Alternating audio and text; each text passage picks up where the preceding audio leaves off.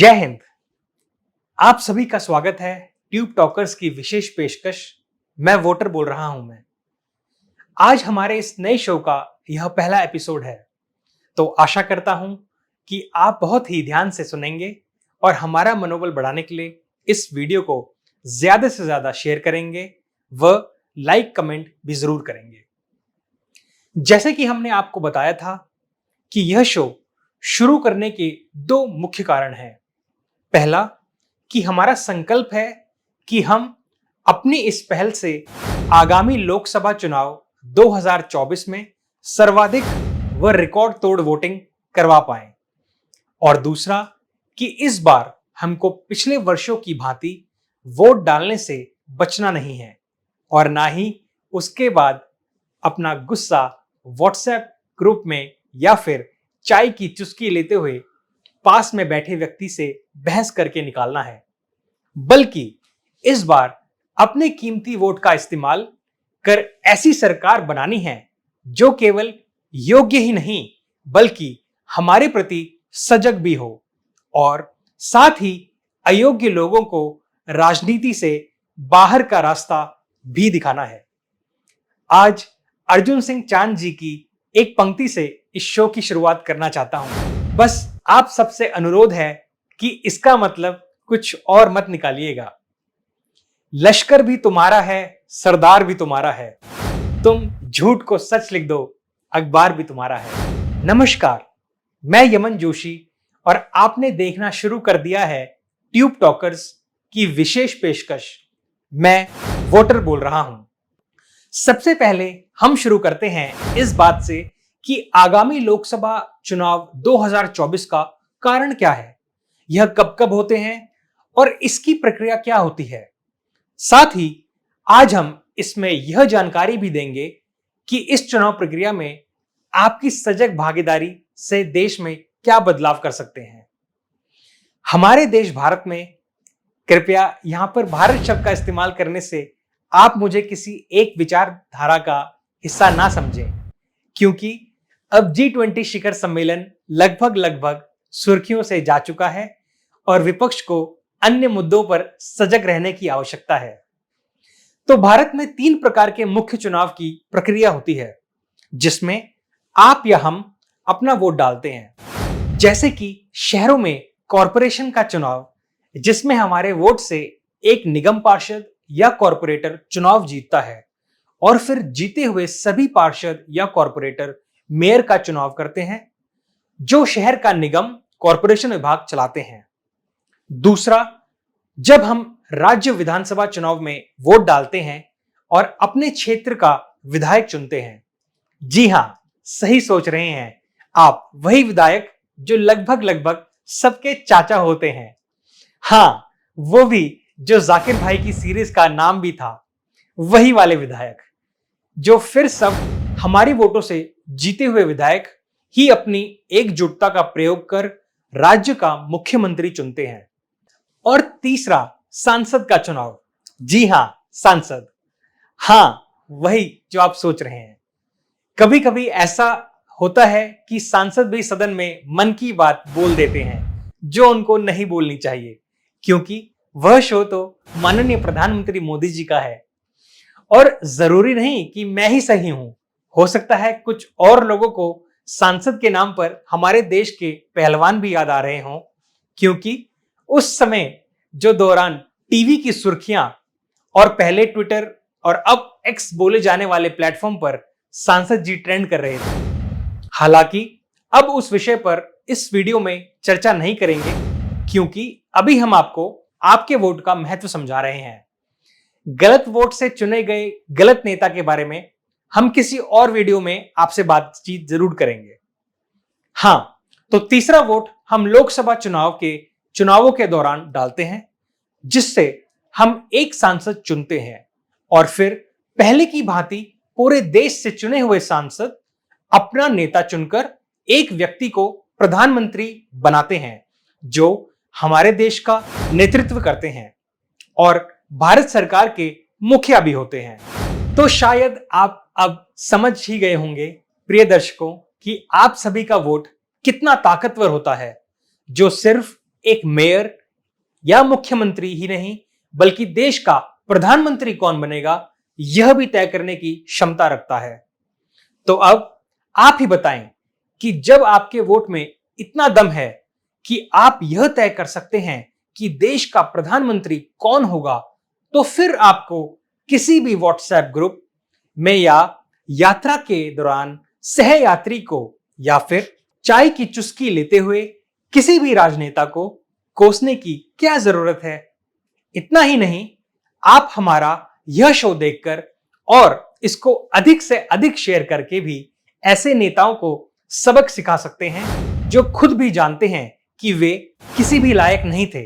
वह तो एक लहर ऐसी चली जो कोई अंगूठा छाप, बदतमीज और अपराधियों को अपने बहाव में सांसद के उस पटल तक ले पहुंची जहां उनकी उपस्थिति ने उनको माननीय सांसद ही बना दिया। परंतु यह विषय इस बार आम जनता के साथ साथ सभी पार्टियों के शीर्ष नेतृत्व को भी समझना होगा कि आगामी 2024 में जनमत पाना इतना आसान नहीं होगा, क्योंकि इस बार वोटर सिर्फ देख ही नहीं रहा बल्कि बोल भी रहा है।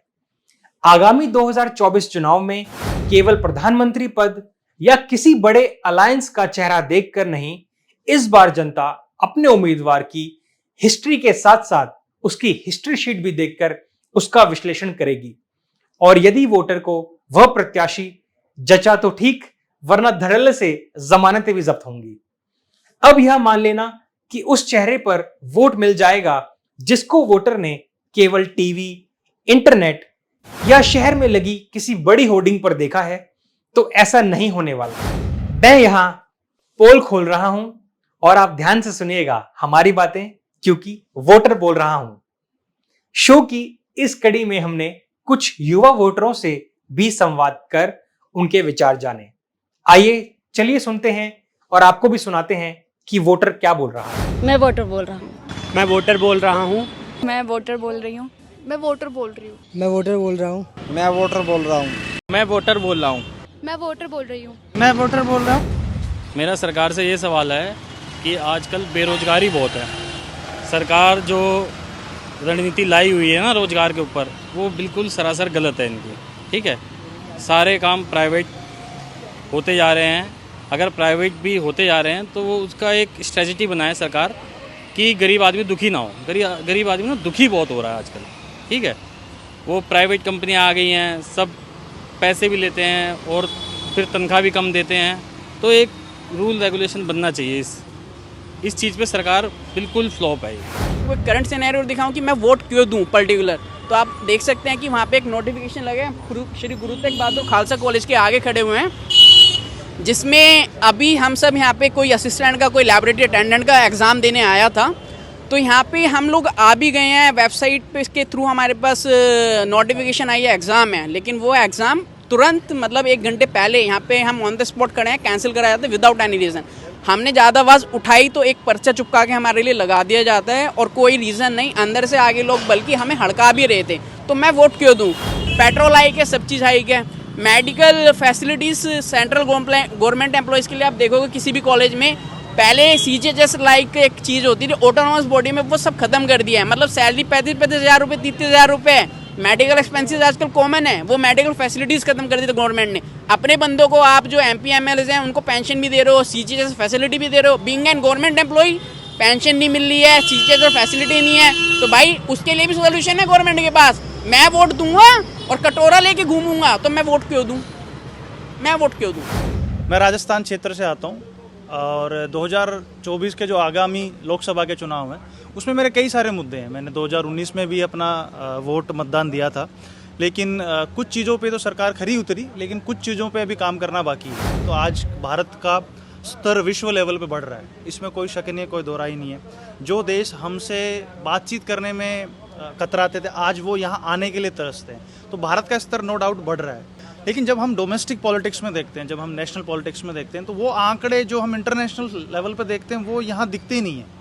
कई चीज़ों में कमी मिलती है। ठीक है, नोटा वाला बटन है, लेकिन नोटा नहीं, मैं एक अगेंस्ट, चाहे मेरे को इंडिया के साथ जाना हो मैं वोट दूंगा, चाहे मुझे BJP के साथ जाना हो वोट दूंगा, लेकिन मैं 9-10 साल का सारा देख लूँगा कि आप यहाँ पे रोजगार मेला चला रहे हो, पूरा ऑडिटोरियम, मैं गया रोजगार मेले में दूर से देखने, बंदों को ऑफर लेटर 40 बंदों को मिलने हैं, पूरा होल ऑडिटोरियम बुक कर रखा है। नेताजी आ रहे हैं हेलीकॉप्टर से, बच्चे आ रहे हैं पैदल, कैंडिडेट्स, चलो 40 बंदे बैठे, ऑडिटोरियम में सीट है 1000, ठीक है।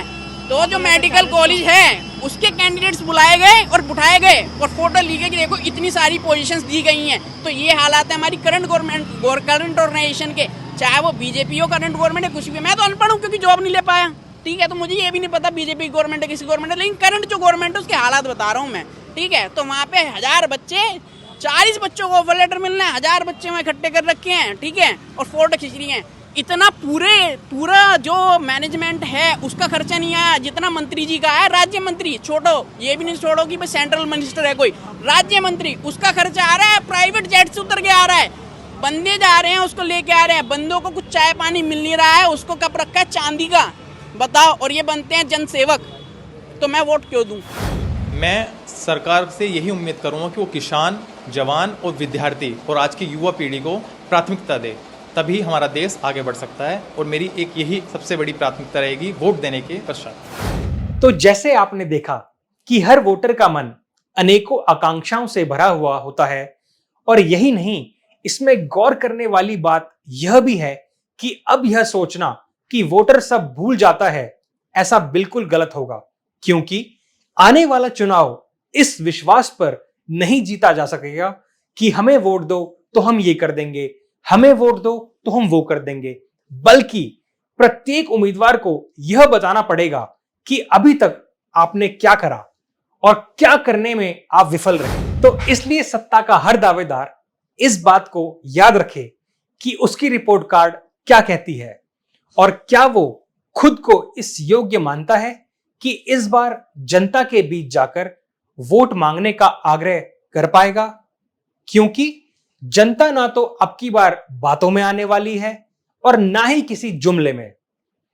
और बात रही 15 लाख की, वो हम सब अपनी मेहनत से जल्द ही जोड़ लेंगे। और अंत में ट्यूब टॉकर्स की इस विशेष पेशकश मैं वोटर बोल रहा हूं के माध्यम से भी एक वोटर होने के अधिकार के साथ कुछ प्रश्न सत्ता के दावेदारों के लिए छोड़े जाना चाहता हूं कि आप प्राप्त पिछले प्रत्येक वोट का लेखा जोखा तैयार कर लें, क्योंकि अब वोटर केवल देख नहीं रहा, बोल भी रहा है। और तैयार हो जाएं हर उस प्रश्न का जवाब देने के लिए जो आने वाले एपिसोड्स में वोटर आपसे पूछने वाला है। आप देख रहे थे मैं वोटर बोल रहा हूं, और एक बार फिर हमारी मुलाकात जल्द होगी एक नए एपिसोड के साथ। तब तक आप हमारे चैनल को सब्सक्राइब करें और इस वीडियो को ज्यादा से ज्यादा दोस्तों के साथ शेयर करें। अपनी प्रतिक्रिया, विचार और बतौर वोटर यदि आपके मन में कोई भी सवाल हो तो उसे कमेंट बॉक्स में जाकर अभी अवश्य लिखें। जय हिंद, जय भारत।